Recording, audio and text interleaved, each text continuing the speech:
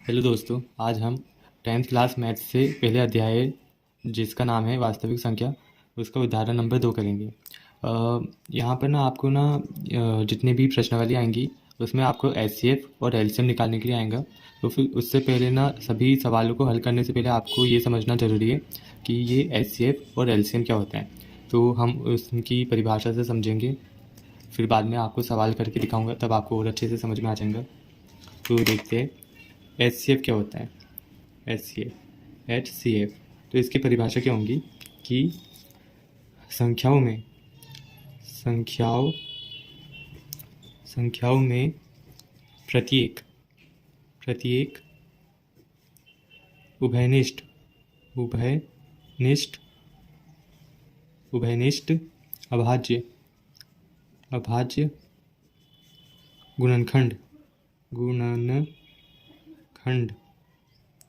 अभाज्य गुणनखंड की सबसे छोटी घात का गुणनफल क्या होगा? अपना एचसीएफ होगा या होता है। तो इससे क्या समझ में आता है? देखिए, मतलब कोई संख्या दी रहेगी, उसका हम ये क्या है, वो अभाज्य गुणनखंड निकालेंगे। तो फिर उसमें जो अभाज्य गुणनखंड में जो सबसे छोटी घात रहेंगी ना, वो अपनी रहेंगी एचसीएफ। चलिए आगे बढ़ते हैं। तो इसमें मैं एक संख्या लेता हूँ 20, ठीक है, 20 ले लेते हैं। तो फिर इसमें क्या होगा, इसका गुणनखंड कैसे क्या आएगा? 2 गुणित 5, ठीक है। इसे और अच्छे से लिखने के लिए क्या कर सकते हैं, 2 की घात 2 गुणित 5। ये 5 की घात कुछ नहीं है, मतलब क्या होती है, 1 है, ठीक है। तो फिर परिभाषा में क्या बोला है कि अभाज्य गुणनखंड की सबसे छोटी घात का गुणनफल एचसीएफ होता है। ये गुणनफल कुछ नहीं, सबसे छोटी घात जो रहेंगी वही तो अपना गुणनफल रहेगा, ठीक है। तो सबसे छोटी घात आपको क्या दिख रही है इसमें से? ये इसमें से 5 की घात कितनी है? 1 है। और 2 की घात कितनी है? 2 है। तो फिर अपन साफ साफ देख सकते हैं, हाँ, ये जो संख्या है, मतलब ये जो आधार है इनके 2 और 5, इसमें 5 जरूर बड़ा है, लेकिन हम आधार की बात नहीं कर रहे, हम घात की बात कर रहे हैं। घात सबसे छोटी चाहिए अपन को, तो ये 5 की घात 1 है, ये अपनी सबसे छोटी घात है। तो इसका एचसीएफ क्या होगा? एचसीएफ किसका? ये 20 का क्या होगा? 5 रहेगा। यहाँ तक की बात क्लियर है। अब आगे अपन एलसीएम तक के जाते हैं।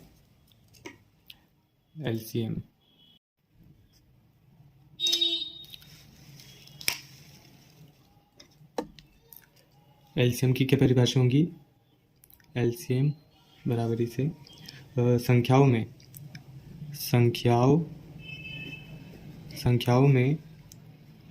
संबद्ध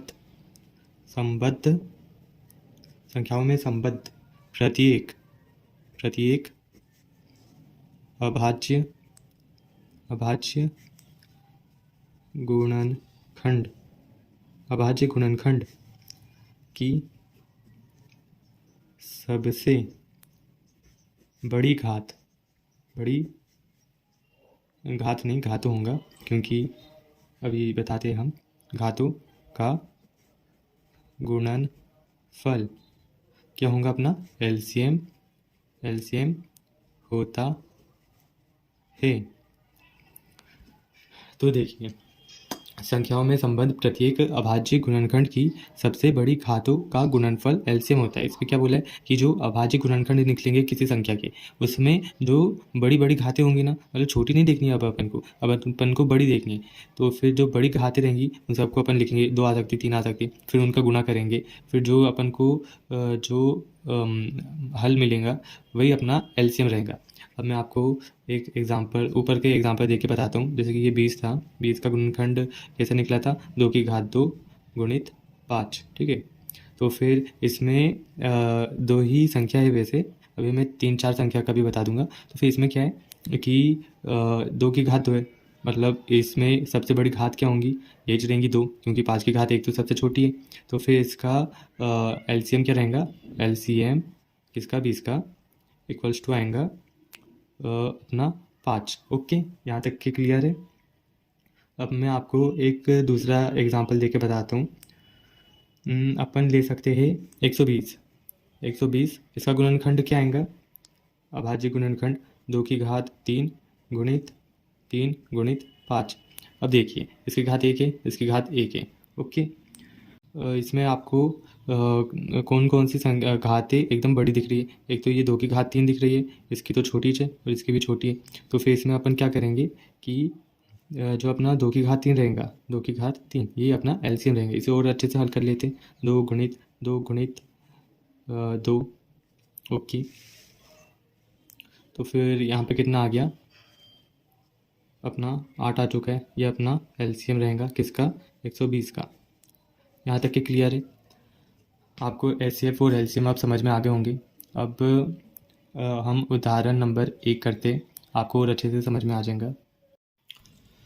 देखिए, अब यहाँ पर उदाहरण नंबर 2 क्या बोल रहा है कि संख्याओं 6 और 20 के अभाज्य गुणनखंड विधि से एचसीएफ और एलसीएम ज्ञात कीजिए।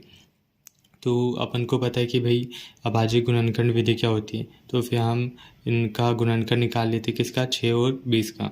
फिर जब ये इनका गुणनखंड निकल जाएगा तब जाके अपना एचसीएफ निकलेगा और फिर बाद में अपना एलसीएम निकलेगा। तो फिर अपन करते हैं हल। हल क्या क्या दिया है अपन को? दिया है 6 और 20। सबसे पहले हम 6 का गुणनखंड निकालेंगे। तो 6 का तो बहुत आसान है। 6 संख्या किस संख्या से कट रही है? तो फिर अपन को साफ साफ पता है कि भाई ये संख्या 2 से कट रही है। तो अपन 2 से काटेंगे। 2 3 6 होता है। ओके। अब ये 3 किससे कट रहा है? 3 2 से तो कटेंगे नहीं, किससे कटेगा? 3 ही से कटेगा। तो फिर 3 लिख लेते। 3 एकम 3। अब अपना 1 आ चुका है। तो फिर अब हम इनके गुणनखंड एकदम अच्छे से सुविधाजनक रूप से लिख लेते हैं। 6 बराबर से 2 गुणित 3। ये 2 की घात कितनी है? 1 है। ये 3 की घात कितनी है? 1 है। अब 20 का निकालते हैं। 20 का 20 का ऐसे कटेगा? 2 से कटेगा। तो फिर 2 दाहे हो गया 10। ठीक है। अब ये 10 का ऐसे कटेगा? 2 से कट सकता है। तो फिर अपन फिर से 2 से काटेंगे। 2 पंचे 10 हो गया। ओके। अब ये 5 2 से कट रहा है क्या? नहीं कट रहा है। किससे कटेगा? 5 5 से कटेगा। तो कैसे? 5 एकम 5 हो गया। तो फिर अब 20 का भी गुणनखंड लिख लेते हैं। 2 गुणित 2 गुणित 5। तो 20 बराबर से क्या आएगा? इसे हम अच्छे से ऐसा लिख सकते हैं क्या? 2 की घात 2 गुणित 5। ऐसा कैसे लिखा अपन ने? क्योंकि इनकी घात 1 1 है सबकी। ओके। और अपन ने अपनी पिछली कक्षाओं में पढ़ा है कि अगर आधार समान हो तो घातें क्या हो जाती है? जुड़ जाती है। 1 और 1 2 हो जाएंगी। ओके। अब अपन को क्या निकालना है? एचसीएफ निकालना है। तो फिर हम अब एचसीएफ की तरफ आगे बढ़ते हैं। एचसीएफ क्या रहेगा? देखिए, एचसीएफ की परिभाषा क्या थी? एचसीएफ की परिभाषा थी कि संख्याओं में प्रत्येक उभयनिष्ठ अभाज्य गुणनखंड की सबसे छोटी घात का गुणनफल एचसीएफ होता है। तो फिर अपन के पास जो ये सामने 2 गुणनखंड है, एक 6 का एक 20 का, तो इसमें अपन को ना सबसे छोटी घात देखनी है। ओके। इसकी घात भी 1 है। तो इनमें सबसे छोटी घात किसकी दिख रही है आपको? भाई मुझे तो 2 की भी दिख रही है, 3 की भी दिख रही है, क्योंकि ये 2 की तो 2 है, 5 की दिख रही है 1। ये तीनों की छोटी छोटी है। तो फिर ये तो मसले की बात होगी। लेकिन कोई दिक्कत की बात नहीं। अगर आपको ना ऐसे समान घात मिल जाए छोटी वाली, तो फिर आप ना उनके आधार देखिए। अगर आधार सबसे छोटा है वही अपना एचसीएफ होगा। देखिए, ये 2 3 से छोटा है और ये 3 तो 5 से और छोटा है। तो फिर अपना एचसीएफ क्या होगा? ये 2 होगा। क्यों? क्योंकि ये सबसे छोटा है और इसकी घात भी सबसे छोटी है। तो ये अपन ने 2 लिख लिया, एचसीएफ हो गया अपना। और एलसीएम क्या रहेगा? एलसीएम की क्या परिभाषा थी? कि संख्याओं में संबद्ध प्रत्येक अभाज्य गुणनखंड की सबसे बड़ी घातों का गुणनफल एलसीएम होता है। मतलब अब हमें जितनी भी गुणनखंड दिए, ये दोनों गुणनखंड, इसमें ना सबसे बड़ी घातें लेनी, मतलब सिर्फ एक नहीं लेनी। जैसे अपन ने एचसीएफ में तो 1 ही लिया था। एचसीएफ में अपन ने सबसे छोटी घात 1 ही ली थी। लेकिन एलसीएम क्या बोल रहा है कि सबसे बड़ी घातें जिन जिनकी वो सब ले लो। तो फिर हम क्या लेंगे?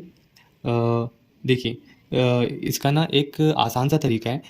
अपन ने क्या किया था कि एचसीएफ अपन ने क्या लिया था 2, और 2 क्यों लिया था, क्योंकि भैया वो सबसे छोटी घात वाली थी।